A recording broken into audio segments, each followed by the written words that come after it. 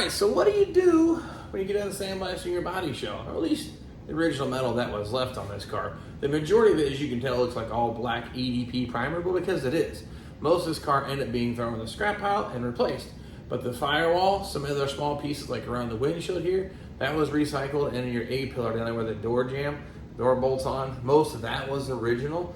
So I needed to clean it. It has 50 years of who knows what happening under that paint, so I opted to media blast it. You didn't see that, check out our previous video. Making a mess here in the garage. Blasting is a horribly messy job. There's probably different ways you can do that, but we made a little tent, worked out fine, but now it's all stripped. What's the next step, right? Media blasting for me means it's ready to go directly to epoxy. Just blow off the dirt, clean up any kind of loose debris or sand that's maybe left over from your cleaning, but do not touch the metal, do not let it get wet, don't let it sit.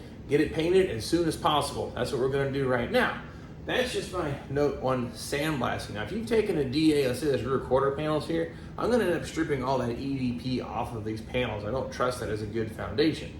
Once you're done sanding it, it's a whole different process. I'll do a video on that here soon too. But you need to acid wash or metal etch those pieces so it neutralizes rust and bonds the metal a whole lot better.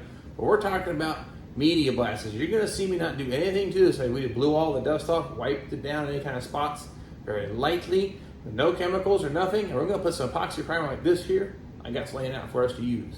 What we're gonna use here is Transtar 2K epoxy primer, sealer, whatnot. I'm going to use black. I just happen to have it in my cabinet over there. Here's our Make It Happener stuff. You mix it with this, a 1-to-1 ratio, as labeled in picture on the can, because I had to read picture very fluently. And this is definitely a must. You don't want to breathe this crap in, it's bad. So then I got me measured into a little filter and a spray gun. This is a gun I use for primer now. Works real nice, 1.4 tip on it. Should work pretty good for what we're going to do. So I'll get that mixed. This doesn't require any catalyst time or what do they call that, some kind of fancy name, but it's also let it sit for a while. Some brands, this stuff, as soon as you mix, ready to shoot. But what areas we're gonna be painting is our door jamb area here, around our window post where I sandblasted all that out, and particularly our firewall. We're using my media blast or sandblast. This stuff is all these weird contours and shapes. Trying to get in there and sand that by hand, nearly a lost cause. So I'm gonna go ahead and hit all that then with a bit of primer and a door post over here on this side, and of course our window channel. Now I don't need a whole lot of paint. We're only gonna be painting just one coat on all this to seal it all up until I get around to doing the body work. Because what we're gonna do now, once that's painted, we're gonna get the patented bird flipper out. We're gonna flip this thing up on its side and finish the underbody of the car and work on doing that. So for now, we'll get some paint mixed up. We'll put it on there and see how that looks. Now the question sometimes becomes, how much do you mix up? I'm going to guess about 150 milliliters should be more than enough to take care of what we need. So we need 75 of this, 75 of that.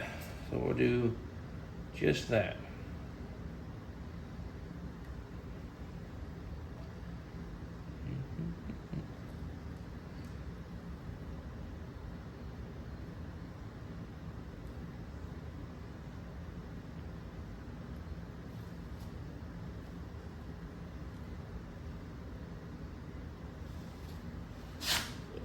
A little bit more.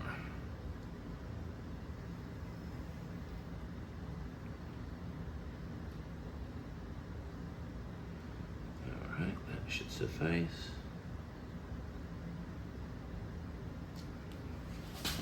Keep it the same here.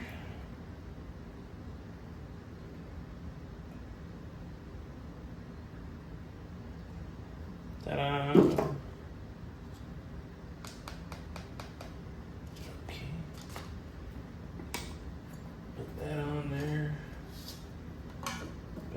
There.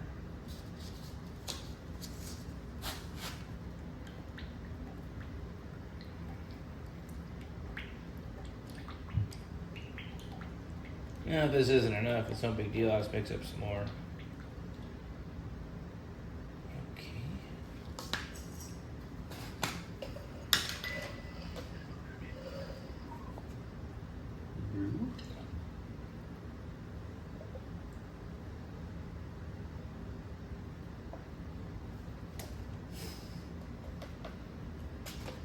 All right.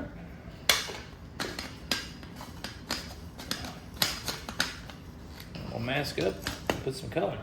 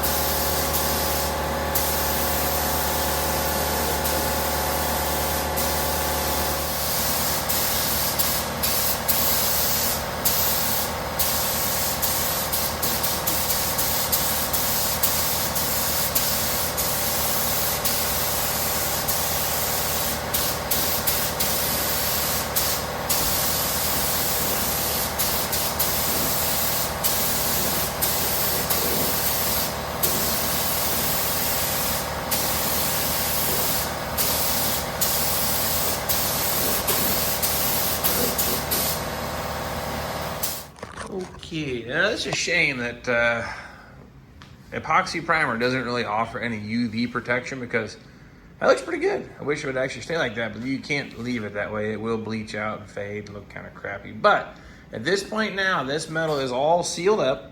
All I have to do is scuff it lightly with a Scotch-Brite pad at any point now if I want to do any further work to it.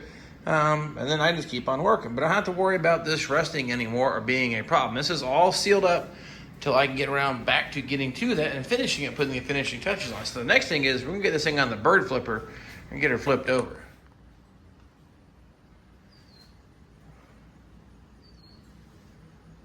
So that, my friends, is how you seal up metal after media blasting. Looks pretty sharp, pretty easy, pretty simple. That Transtar epoxy primer is very reasonably priced. I've used it on the last 2 projects. I used to love the PPG stuff, but it's out of my reach, a little too rich for my blood, and I just can't really afford it. Now, I know you get what you pay for, but I really feel this hasn't let me down reviews-wise. Been very happy with it, and it's a lot less. And I can also pick it up locally at my local paint shop, so bonus on that one. Now, if you're looking over my shoulders to open the door, get some fresh air, fresh light, look at that Silverado right there. Somebody got himself a 90s or newer truck. I don't buy nothing new. But then there's the old Avalanche over there. Notice I didn't call it the Crap-Lanche because I want to try to sell the old Avalanche. 236 miles of just broken in. You know what I mean? That thing's like ready to go another 11 billion miles, but not a bad truck. It's just got a lot of miles on it. So, and this one here now has a pappy cap because I'm a grandpa. But besides all that, I've been working on a few things. So you can tell I'm kind of sweaty and hot. I don't normally sweat a whole lot, but it has just been miserable here in Indiana the last few weeks. Production's a little bit slower here out in the garage. I sneak out here in the evenings when I can, so I want a little update. Check out the steering wheel here. You all remember how bad this thing was? This is the original steering wheel off of this car. Several hours, lots of epoxy, high build primer. I'm down to, I think, the last blocking, and this thing's gonna get painted black. I'll see if I can't post a picture over my face of how this thing used to look, and you'll really see that quite the transformation. Now, I've done some videos on these steering wheels in the past, how to restore them. No reason to beat that dead horse, bring it back around. Maybe find a link. Even my buddy Louie, he's also done some videos on these steering wheels, bringing them back from the dead. So they're worth saving. You can't buy one. Good luck if you do. And if you do find one, you better go ahead and sell your firstborn and remortgage the house to be able to afford it. So I like to restore them. So if you want to see how that's done, see if I can't make a link pop up somewhere up there. Check out the video description. So anyway, I'm going to finish up here for today. It is way too hot. That looks like a really nice car now. I can sell it for a whole lot more money if I wanted to. We're not going to, because we're going to keep on working on the Lamborghini, bring it back to you in this little tiny garage and sharing with you how it gets done nonetheless. So appreciate you following me on the journey of these old cars, and we'll catch you all next time.